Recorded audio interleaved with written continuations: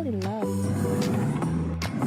In the Air Force, love can come unexpectedly. She caught my eye in my first deployment in Palawan. And it was a love at first sight. Isang taon niya ako niligawan. And she's worth the wait. We met in medical school and now we're both flight surgeons. I met my husband on Facebook. Often familiarity breeds love. And we end up loving someone at work. I found love in the Air Force. Nakilala ko siya sa training. Hindi ko na siya pinakawalan. Love can even transcend ranks and distance and may come in many other forms. Love for our family, our friends, and ourselves, even for the hobbies and activities that make us feel alive. In its highest form, it can even mean making the ultimate sacrifice for our country and the people we have sworn to serve. Every waking day is a time to express love. Happy Valentine's! That's Stuff in a minute. See you on our next flight. Ito ang DWDD 1134 kHz AM. Balita, impormasyon at musika. Ito ang DWDD AFP Radio. Boses ng Kawal Pilipino.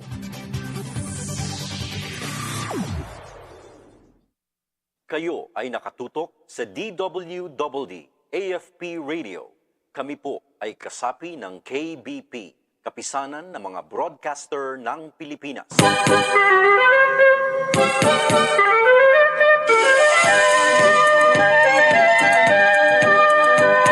Minsay isang aklat lang ang iyong dala.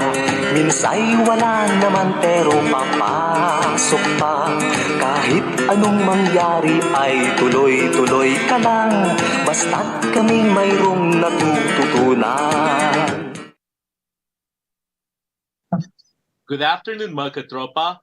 Welcome to Voice of the Teachers Radio, the only program for teachers, by teachers, and with teachers.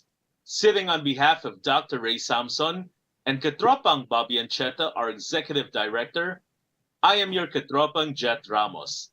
And today, two of our segment hosts are joining us. And one of them happens to be Katropang Joy Castillo Basidis, a beauty queen and model, and the AFP Peace Ambassadress. And our teaching stamps and coordinator in her public school, Katropang Portia Reggie Ebol. She's also an expert in campus journalism. And I'm delighted to be their guest co-host for today. And of course, this airing will not be possible without the 100% support of our AFP family, headed by AFP Chief of Staff, General Andres Centino, PA, CRS Commander, Brigadier General Arvin Lagamon, PA, MCA Group Commander, and DWDD Station Manager, Major Senon Pancino III, PA. Yes. And good afternoon to all of you, mga katropa. Good afternoon. That and Katropang Portia Ebol. And of course, good afternoon po sa inyong lahat, sa ating mga listeners and then supporters on our FB Live. Ganon din po sa ating DWDD station na wala pong sawa na nakikinig sa amin every second Sunday of the month. Maraming salamat po. And you know, it's February. After the holiday season, may bago na naman tayong sineselebrate. And mangunguna po in behalf of the Voice of the Teachers, we would like to greet each and every one of you. Happy Hearts Day. Happy Valentine's Day po sa inyong lahat. And sa inyong dalawang mga katropa ko na very gorgeous. At the same time, you know, like I hope that all of you are having great time for the past few weeks, Katropang Jet Ramos and Katropang Portia Ebol. Happy Valentine's, mga partners! Happy Valentine's, Mare! Happy Valentine's! Ang gorgeous. Ako naman ang gorgeous. Kasi may kinuport na ako ngayon. Hindi, you're actually bubbly and vibrant. Alam mo naman yan, Jet Ramos. You will always how, you know, like the soul of the Voice of the Teachers. Nako, maraming salamat. Kaya kailangan gampanan. Oo, di ba? And we have a very, you know, like sabi nga natin, lagi naman natin itong pinag-iisipan lahat ng airing natin. Aside from, like going there na, paghintayin mo natin sila ng katiting at saka ng konti, for this month of February, we are actually celebrating Oral Health Month. So we would like actually, to inspire our, our parents, guardians, and at the same time, to actually school them na sana bigyan po nila ng malaking atensyon ang mga oral health at hygiene ng kanilang mga inaalagaan, mga kanilang mga chikiting at mga students, mga estudyante nila.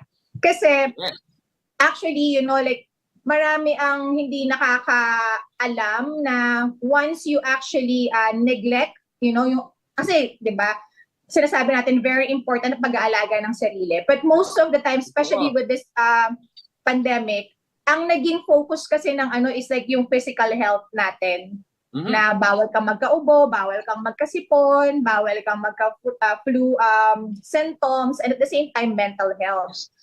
Pero since we are actually celebrating the Oral Health Month for the month of February, we would like to stress out the importance of oral hygiene. Kasi marami ang mga makukuha nyo dyang sakit. And kapag hindi healthy ang ating mga ipin, pwede siyang mag-lead to heart problems. Kasi yung mga bacteria dyan, diretso yan sa ating, heart. Connected kasi yan. So yung mga iba nating mga organs. So as much we are paying attention to the rest of our body, wag po nating kaligtaan yan. Gabayan po natin ang ating mga anak, in paying attention. Let's do the brushing of the teeth twice a day. At saka yung ating mga check-up with our respective dentists every 6 months po. Yes, and I would like to underscore also the importance of flossing because many of our children, if I'm not mistaken, they don't know how to floss or they're afraid. I used to be afraid, but when my dentist said, hala, baka mamaya ang ngipin na vampira, ay natakot talaga. Floss na kung floss. Pero kailangan ng proper technique. Hindi dapat sagad-sagaran, dapat dahan-dahan para ma-avoid natin ang bleeding of the gums, which is natural, but if it bleeds too much, it could be a sign that we are not flossing gently. That's what we need. Flossing gently. I agree. And of course, aside from the Oral Health Month, nagkaroon tayo ng mga different festivals all over our country. And kasama dyan also ang festival ng Pasinaya, which actually was held at the CCP a few days ago lang, katropang Jet and katropang Porsche Ebol. And because nagkaroon tayo ulit ng Pasinaya Festival at CCP, it's like, parang hudyat yun, na talagang we are entering the endemic period. Unfortunately,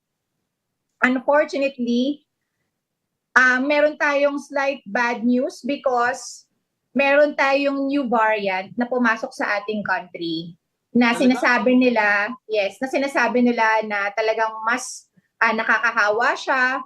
So I would like to have this opportunity and to take this opportunity na bigyan ng babala ang ating mga listeners, yung mga magulang natin, at the same time ang ating mga guardians to please remind our young learners, especially kung may mga elementary students kayo, kasi talagang sila yung medyo mahirap na i-guide dahil pagdating nila sa school, medyo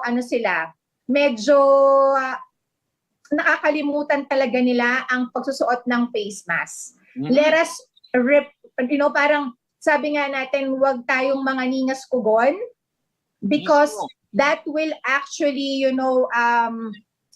make this situation harder for each and every one of us. Hindi po natin maa-attain yung gusto nating situation kapag hindi po tayo marunong sumunod sa mga protocols. And at the same time, the Department of Health once again announced, na kung maaari, magkaroon tayo ng medyo strict guidelines na ulit, in reminding each and every one na magpa-vaccine. to be able to control the situation since may new variant na pumasok sa ating bansa lately.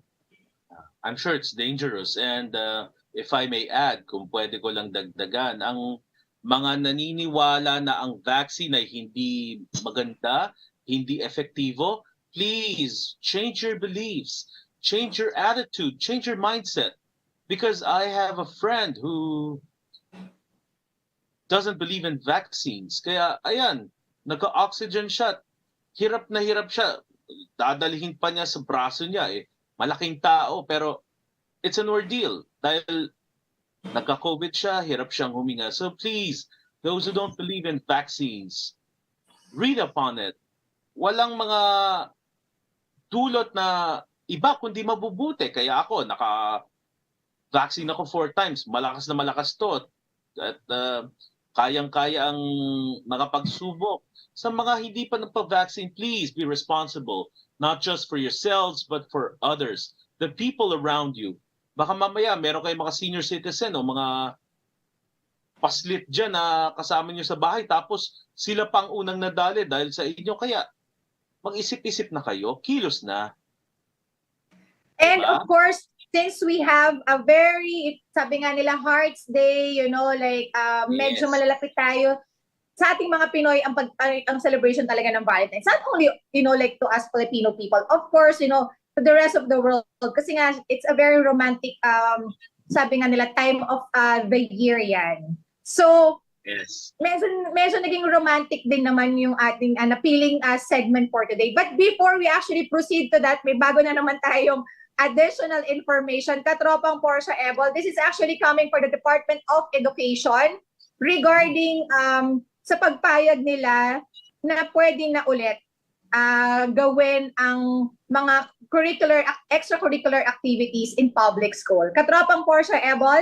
Yes, I thank you, Katropan Joy, and hi, Katropan Zet, sa mga insights nyo kanina. But we would like to say a good news to everyone, that public school may now conduct in-person extracurricular activities as long as they follow health guidelines and can held outside the class hours and after the quarterly exam. These instructions were put into writing into our DepEd Order 003 series of 2023 issued by our Vice President and Education Secretary Sara Duterte. So with this, we can resume already the extracurricular activities in our own schools, so that we'll be able to deliver quality education, but we are also into the safe learning environment to our learners. So this is issued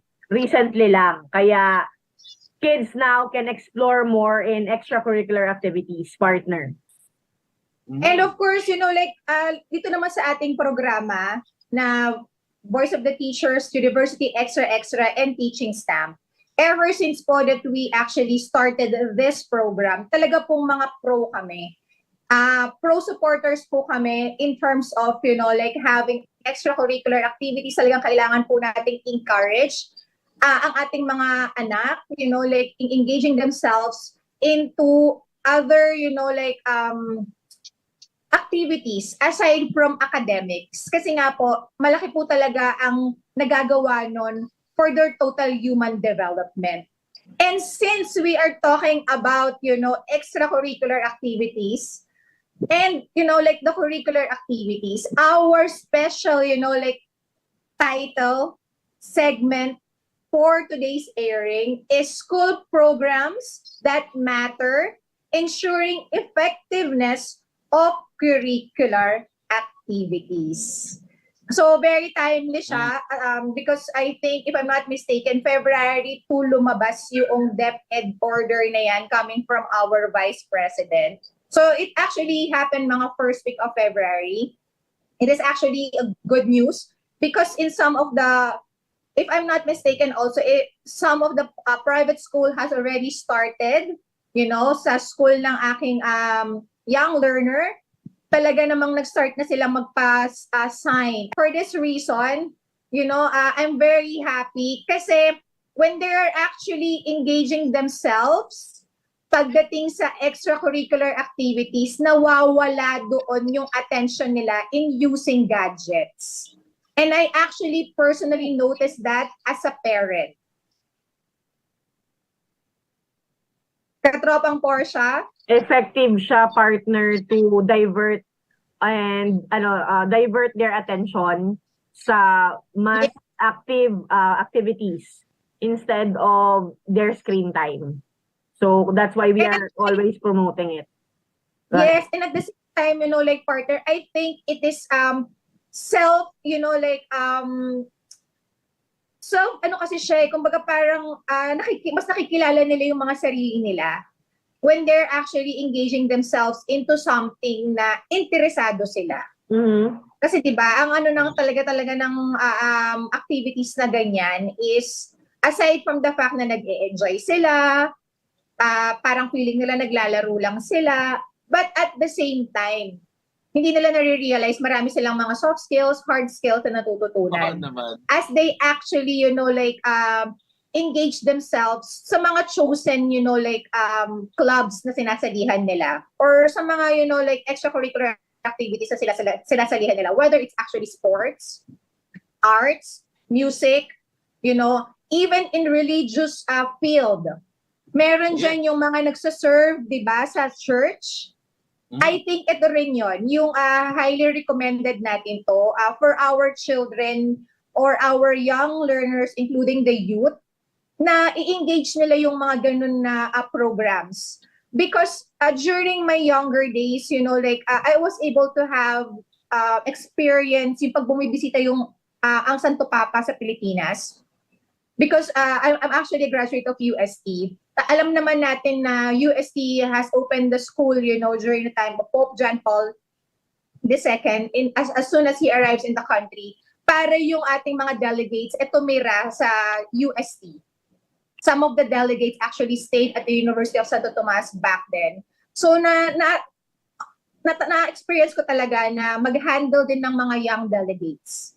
Na kaidaran ko, actually even way older than me during that time. And talaga makikita mo yung camaraderie, the heart, and the magical experience of just being there. It's just something na parang, ang pakiramdam ko, it was a blessing for each and every one of us. I actually faced the challenge of losing my voice at that time kasi talagang sobrang puyat at pagod yung mga vigils at that time. But it was worth it.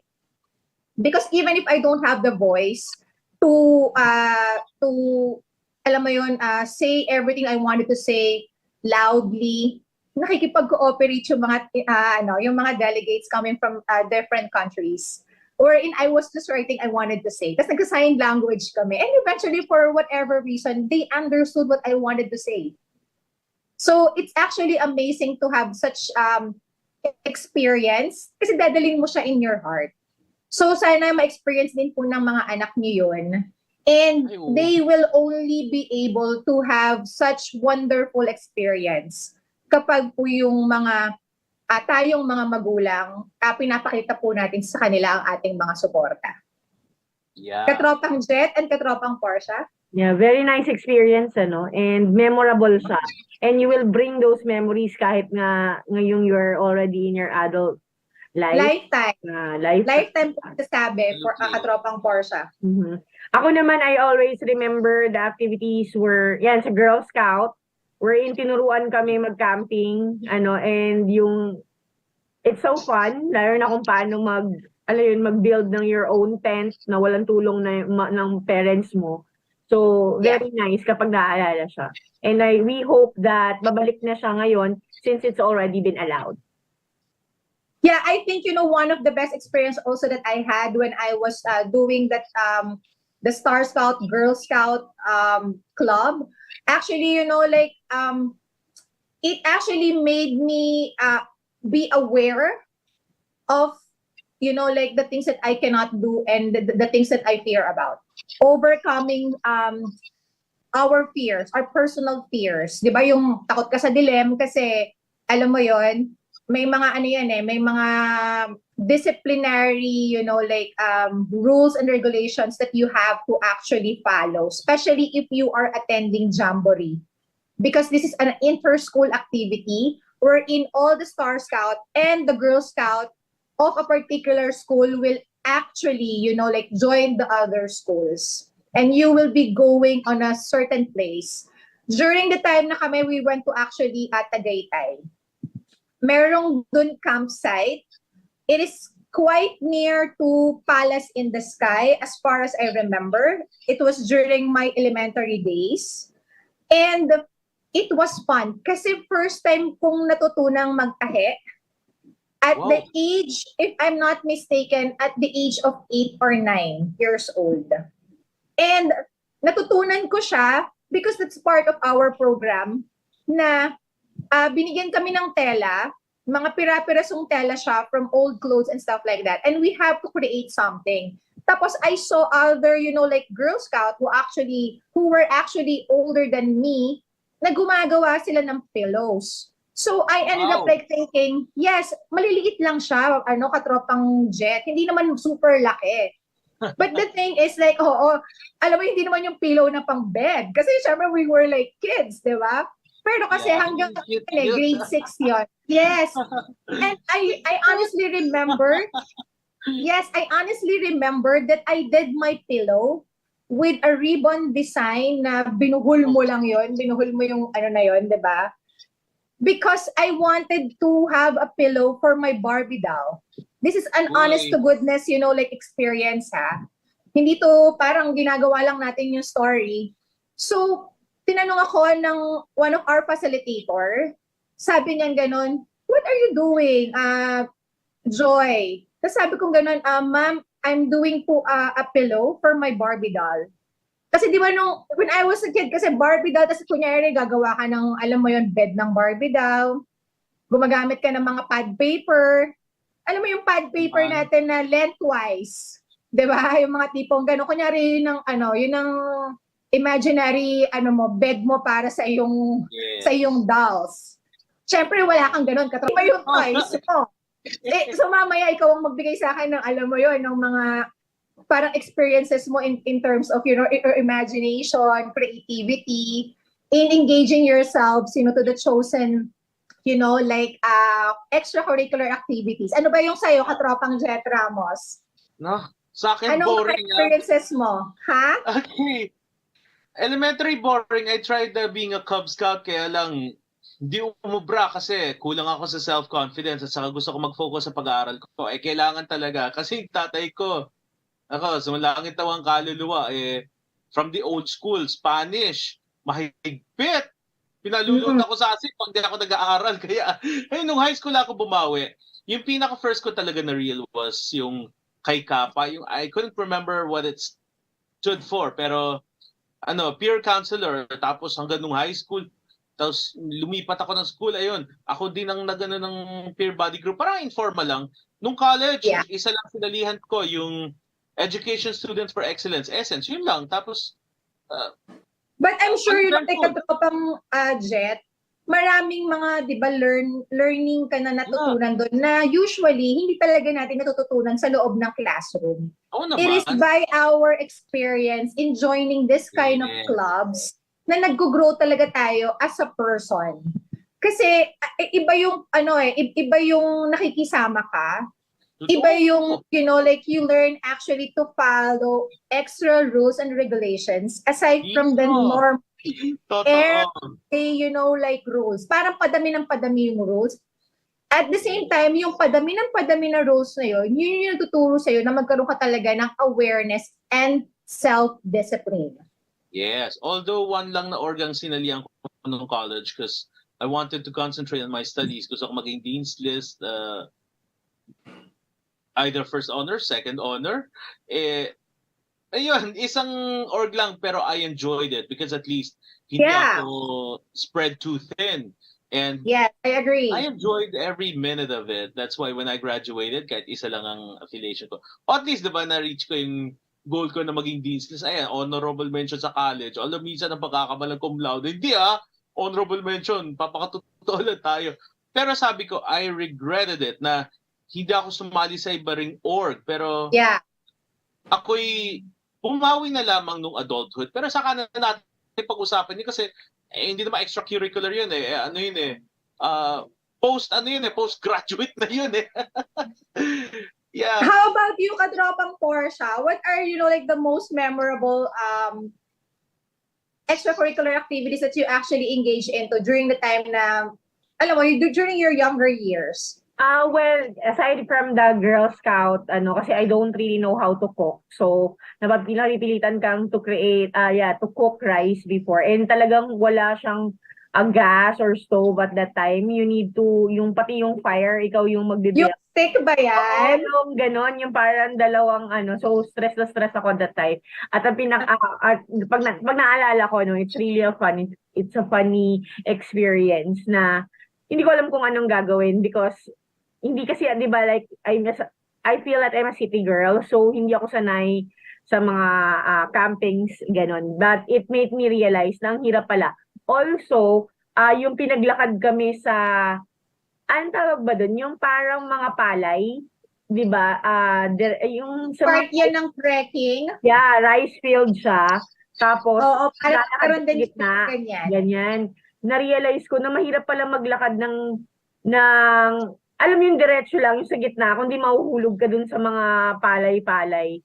So, diretso lang, mahirap siyang, akala mo lang madali, pero pag binaybay mo siya, hindi ganun kadali. Pero it's very exciting. When I went naman sa college days, I became president of Education Council. So, it's one also of the memorable things or memories that I had in my college days. Kasi nga, you were organizing a lot of events. I think doon na-build yung leadership skills ko na interacting with a lot of people. So early on, nung nag-transition na ako sa workplace, it's easier for me because I've been working with a lot of personalities. And I hope na yung mga students natin, yung mga student supreme, government, sa mga kids natin, joining as president, vice president, organizing some meetups or events sa campus will help build leadership and training skills. Maybe social skills as well, interacting with a lot of, personalities. So, ayun lang, partner. And magandang alalahanin. I think, like you actually mentioned that you became the president, parang ngayon, di ba, yung mga choices mo nung younger years mo, eventually, somehow meron siyang pattern na since bata ka pa, yun na yung gusto mo. Somehow, ngayong adult ka na, lumalabas na, bakit mo nagustuhan yon? And then right now, you're a master teacher too na, katropang Portia Ebol. So, parang somehow, that was your preparatory in terms of how you will do your leadership now that you are actually having almost the same position. Of course, hindi mo naman siya magiging parang mapako-compare in terms of the task. But during the time that you were actually young, may mga sense of obligations ka na dapat na i-fulfill as the president. And now that you are a master teacher too, marami ka rin mga obligations na dapat na gawin. I think yung ganong klase ng discipline, it's very important that we actually teach our young learners, our youth, na matutunan nila yon, ma-harness nila yun sa kanilang character as a person, because these are the type of, attitude that you will be needing, not only for survival, but as well as, for your success in the future. I think ito yung mga bagay na gusto naming i-emphasize with this segment that we are having today, na tayo pong mga magulang, let us, stop being a helicopter parents. Actually, yung word na helicopter parents, di ba sabi ko nga, na-share ko na I've been watching different podcasts, sa mga galing sa mga psychologists, yung mga ganyan, sa mga sinishare nila during, with their videos using YouTube or different platforms of media platforms. Actually, nagulat ako na there is such thing as helicopter parents. Meron talaga. Parenting style. Yeah. Katropan Joy, before we proceed with your interesting topic about helicopter parenting, we will just have a short break. Stay with us and we will be right back.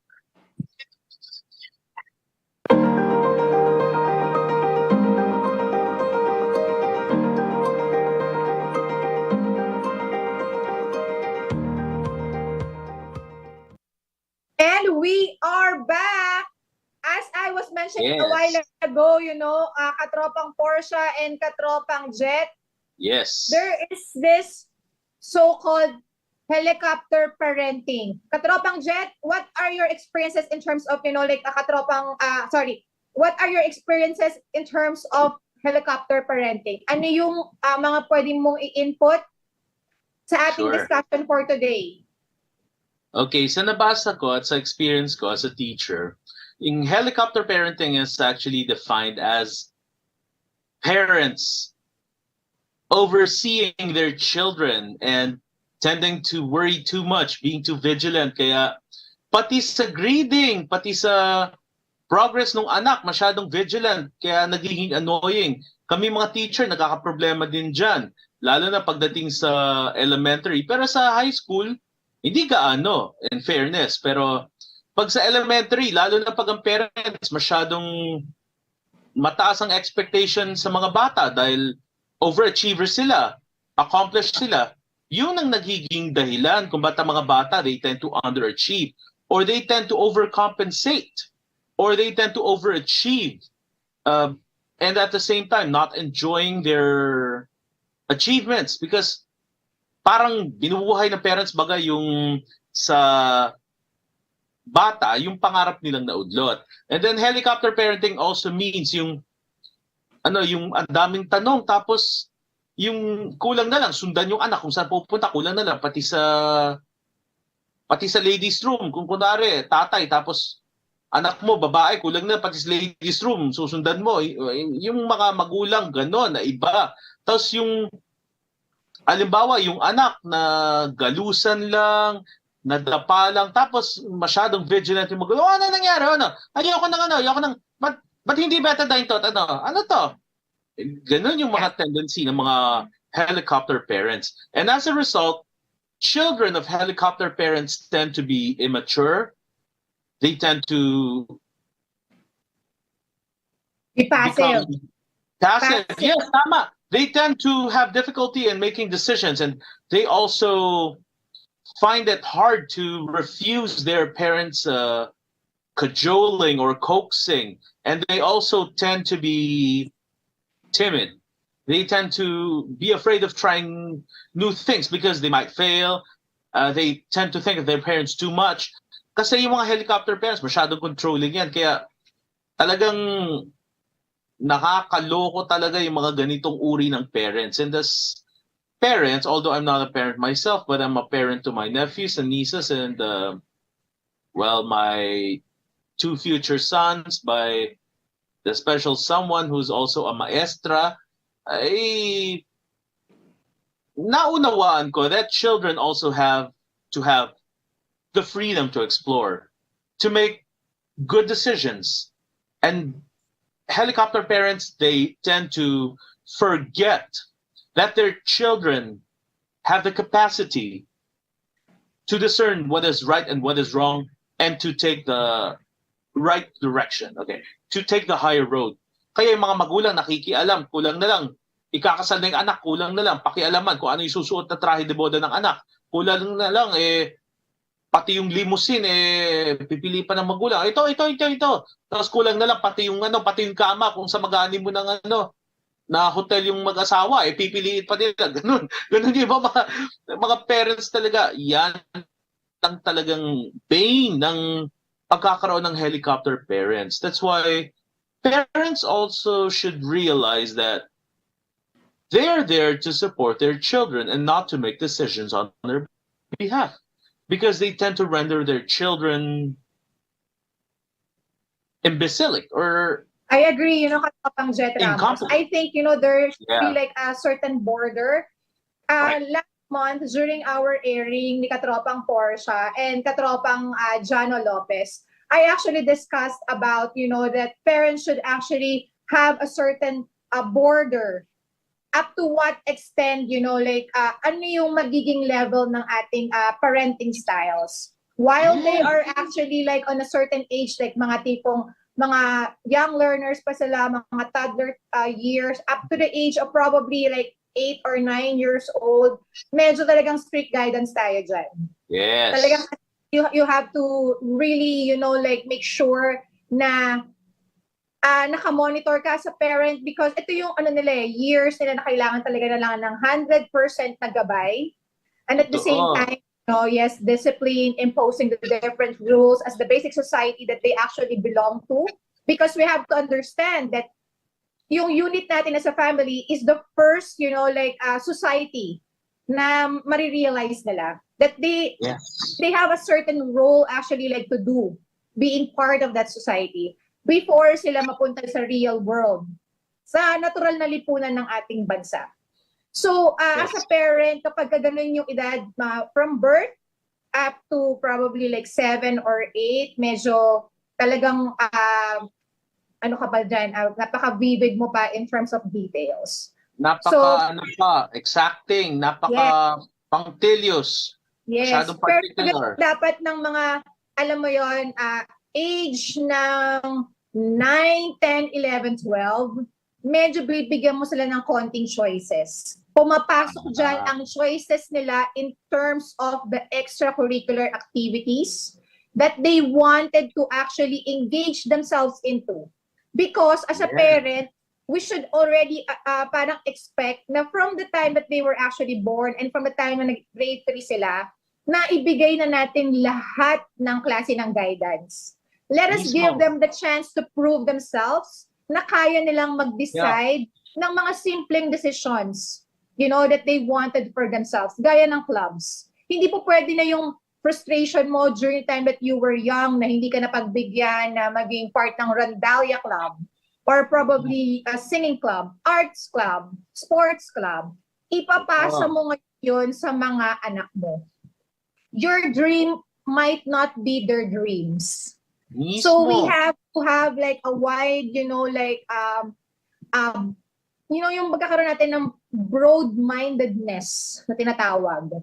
And the capacity to accept that they have their own character, that they have their own personality, in which we really have to give them the chance na i-discover nila yun ng sarili nila. Katropang Portia Ebol? Yes, partner. Yun nga, aside from that, maybe knowing your daughter or kilalanin nyo mismo yung personality ng mga bata. Because, lalo na sa mga college or teenage years, hindi siya mahirap kasi at that early age, alam na nila kung ano yung gusto nila. They can choose. And you are there as supporting them all the way, di ba? But for the elementary students pa, they need to have proper guidance. Yeah, actually, the full guidance talaga yan ng elementary. Hindi naman kailangan na iniiwas natin maging helicopter parents or helicopter parents tayo na nakikialam, but kailangan mo munang i-explain sa kanila ang mga bagay-bagay on what are the groups that they need to get engaged to, at what are the expectations na kaakibat dun sa mga org na sasalihan nila. So, ayun. And then, of course, madedevelop naman siya through those mga succeeding journey niya sa other level niya, sa high school, hanggang sa college, and then sooner or later, they can stand on their choices na, partner. Yes. I agree. In terms of yung topic natin na helicopter parenting, ito pa yung gusto ko rin na i-stress out dun sa topic na yun, no? Yeah. I think this is a continuity of our last month's discussion, Katropang Portia, wherein I actually mentioned, personally, in a sense na pagbata ka, talagang striktong nanay at tatay yung role natin. Pagdating ng high school niyan, dapat supporter ka na nila, di ba? Para ito yung talagang right time na binibigyan mo sila ng chance to decide for themselves, because I'm sure in one way or the other, alam na nila what's really right and what's wrong. I mean, hindi lang naman ikaw I'm sure that we also tried our best to choose the right institution or schools where we wanted our children to actually belong. And naging kaakibat natin sila, kaagapay natin sila, the way we wanted our children to be brought up. So I think yung high school stage is the time for us, to let them shine. And then by the time na mag-university na yan, bigyan natin talaga sila ng enough na strength. And then, like sabi nga nila, let their wings spread so that they will be able to fly. I think yun talaga yun. Yes. Talaga kung hats up na tayo somehow, like, kasi I'm sure 80% ng thoughts nila, naisip na nilang mabuti what they really wanted. Not unless, of course, dumating yung time na sila na yung mag-approach sa atin at humingi ng tulong na I'm confused or bilang magulang nararamdaman ako, I'll be speaking in terms of being a parent. When something is wrong with our children, even if they don't speak, even if we are not seeing them, like eye to eye, but heart to heart, we know when something is wrong with them. I think yung gift na yon, gawin nating guidelines as parents on how to actually raise our children, from the time that they were actually born until the time that they will, move na out of our house. And ito rin uulitin ko, by the time that they actually move out of the house, not because that you guys are fighting, pero hiningi na nila yung independence sila because somehow, like sa paningin nila or 100% na sila na kaya na nilang mabuhay mag-isa, wag po tayong magdamdam. I think we have to take pride of that kind of decisions that they're having. Because the mere fact that they wanted to move out of our house, kung okay naman po ang relationship nyo, personal relationship nyo, as, like a daughter and then son, daughter and mom bonding, or, like the son and the father bonding. Pag wala pong mga stress sa family, I think pwede nating sabihin, sa sarili natin, good job. Job well done. Kasi the earlier they decide to do that, that means somewhere along the way, we did what is supposed to be done for them. Kasi hindi naman po sila magkakaroon ng strength na lumabas ng tahanan or malayo sa atin kung sa tingin nila, hindi pa po nila kaya yung mga sarili nila. And we have to believe that our children has the capacity to face the world. Even, even medyo magiging madidistance sila sa atin. Because it's only sa panahon na yon na ma-rediscover yung sarili nila or madidiscover nila yung mga sarili nila 100%. Katropang Portia? Yes, partner, I totally agree. And ayun nga, pero of course, sana naman sa mga students natin na not giving or giving them the freedom to choose will also, parang hindi siya, how do you describe? They will take advantage of that. Yeah, they will take advantage of the freedom that, or the trust na binibigay ng mga parents nila on choosing on the curricular activities or the activity. Kasi diba, usually, nagiging basis siya dahil since it's outside the curriculum, so you have more time spending it with your group mates, with your peers, yeah, your peers, diba? So, na may expose ang ating mga learners or ang mga bata sa peer pressure, sa mga, yung mga temptations. So, kahit na you're given freedom, you need to be socially aware about the limitations of that freedom entails. So, ayun, partner. I have a question, katropang Jet and katropang Portia. Okay. Like, I'm sure, like all of our listeners right now, since yung point of view na binibigay natin right now, is more of, ako as a segment host, is more of the parenting side. And then, like you both are giving, more of the educator's side. So, paano sa tingin nyo, all of our listeners right now will be able to determine, kunyari, let's do it muna on young learners, katropang Portia, you first. Sa mga young learners, ano ba yung mga pointers that they should actually, chat down or remember on how they will be choosing, like, ano ba talaga yung dapat para sa mga anak ko? Ano ba yung mga essential points and pointers that they actually have to consider? Katropang Portia. Yes, partner. So, one thing that I can ask or take into consideration as an advisor or coordinator of any organization is know the personality of your child. So, dapat alam mo kung sino talaga siya at ano yung interest niya. Because, yan nga, hindi interest mo, kundi interest niya. Kasi, para ma-align mo siya dun sa organization na gusto niya. At the same time, let them know and understand yung mga organizations or mga activities na sasalihan nila.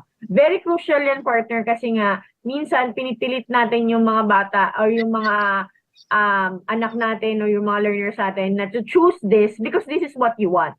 Pero hindi naman talaga... Out of our own personal frustrations. Yeah. Gusto nyo matuto siyang mag-swimming. Hindi naman niya bet na laging mag-swimming. So, yun. So, make sure that you know the interest at kilala niyo yung personality ng bata. Hindi rin sabi na kasi marami, you don't need to be into a bandwagon na porket marami, di ba? Lahat ng mga co-parent mo doon ang pinili. Pipilitin mo yung mga learners. So, or yung anak mo to go into that organization. So, ang pinakamahalaga kung saan siya interesado, saan siya comfortable. So, yun. Ikaw, Katropan Jet. About you, Katropan Jet?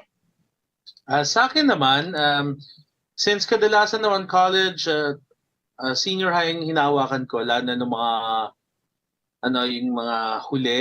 Sige, sususugan ko that students in high school and college need to be able to develop their discernment. Kaya mahalaga rin na alam nila kung anong gusto nila, kung saan sila nahirapan, kung saan sila malakas.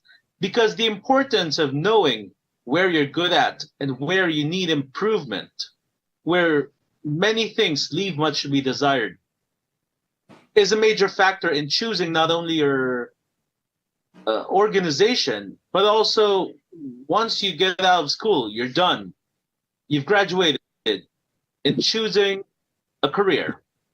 So extracurricular activities can prove to be good training grounds for us to learn how to develop our careers. At huwag tayo maging emotional. Dapat pagsasali tayo, gusto natin. Dapat yung matibay tayo. No external factors will affect us. Pero remember sa mga high school and college, mga students, please consider your schedule.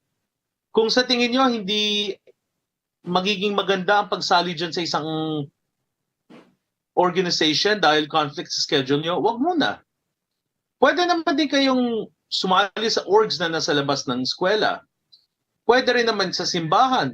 Huwag kayo sasali sa frat. Huwag kayo sasali sa sorority. Ibalabas nyo. I agree on what you're talking about. Actually, it's good that you actually mentioned about the fraternities.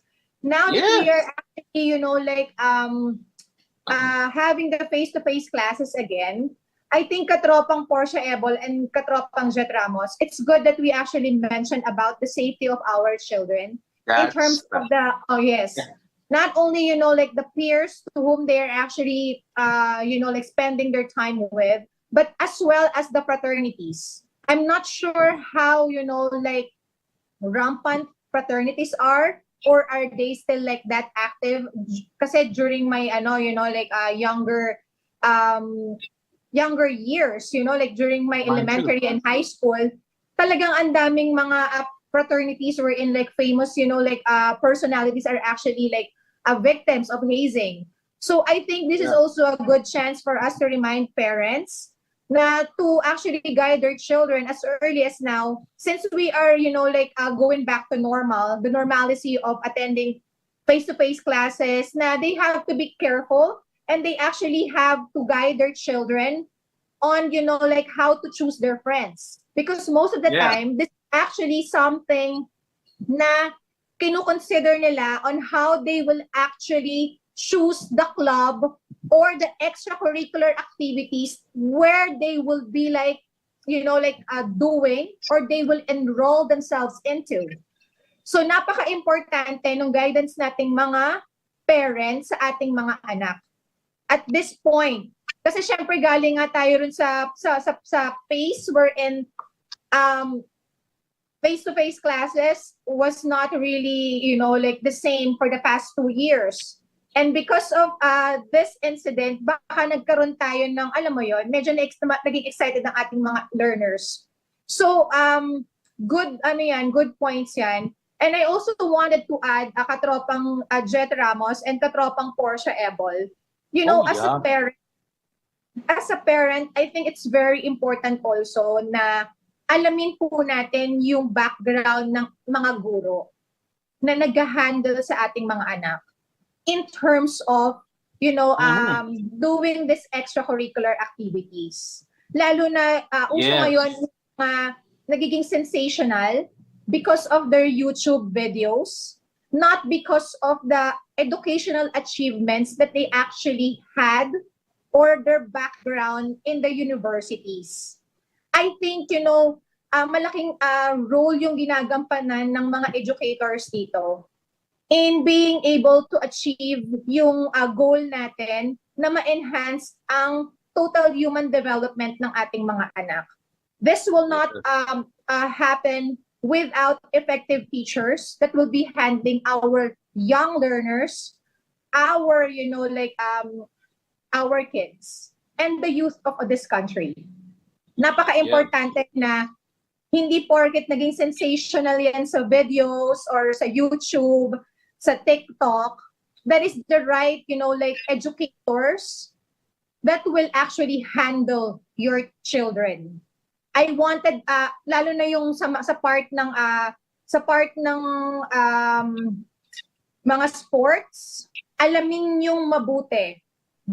Pageantry, modeling, lahat ng mga to, kailangan yung kung saan yung pinagkakatiwala ang mga anak nyo, yung pera na nilalagay nyo to enroll or to spend for them is really worth it.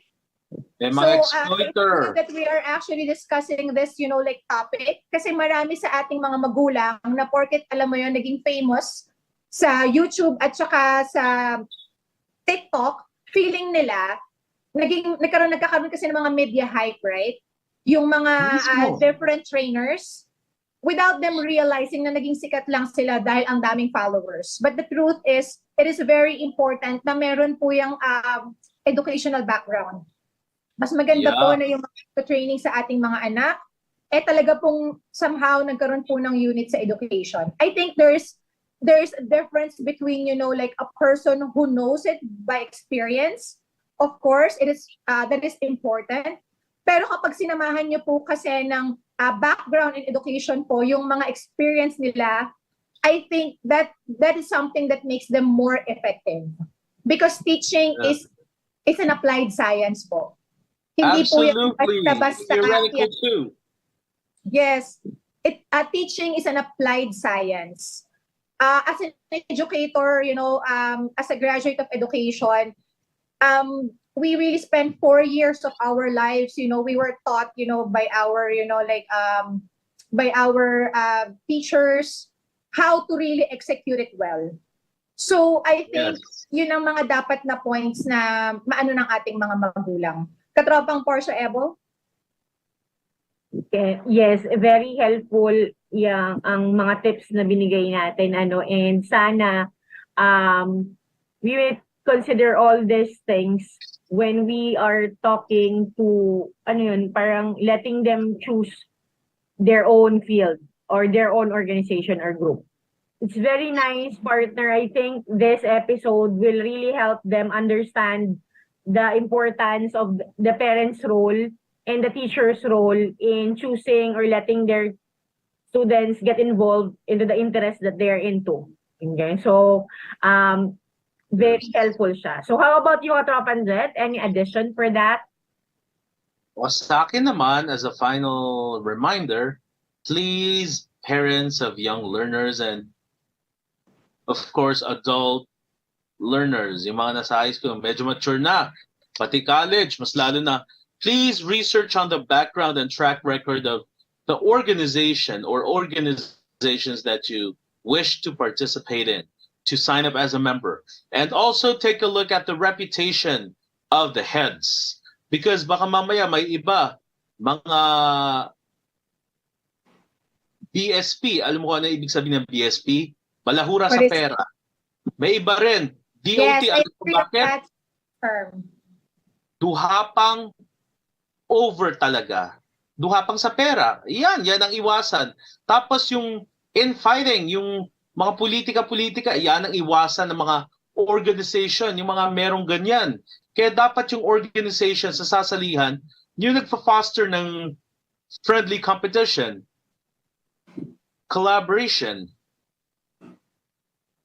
love for country and love for humankind, love for education, and higit sa lahat, vast experience in civic and professional activities, lalo na sa mga college and postgraduate. Yun lamang po. At huwag tayong sasali dun sa mga dahil lang sikat dito, maraming sumasali, yung pala marami ring umalis dahil ayaw dun sa namumuno, ayaw din sa pamamalakad, kaya yan ang iiwasan. Yun lamang po. And of course, let us all stay vigilant, in guiding our children. And at the same time, I think also in our hands lies, like the success of our kids. So as parents, I think we really play important role, whether we are, dealing with young learners already, medyo mga grown-up kids na sila. So as a parent lang po, patuloy po natin silang suportahan sa mga bagay na sa tingin po natin makakabuti sa kanila. And we have to learn also to say no kapag sa mga panahon na alam po natin na talaga pong no matter how much they wanted to do it, pag alam po natin nakakasama sa ating mga anak. And once again, this is Joy Castillo Pasides. Katropang Portia Ebol. And this is Katropang Jet Ramos. And we are the voice of the teachers.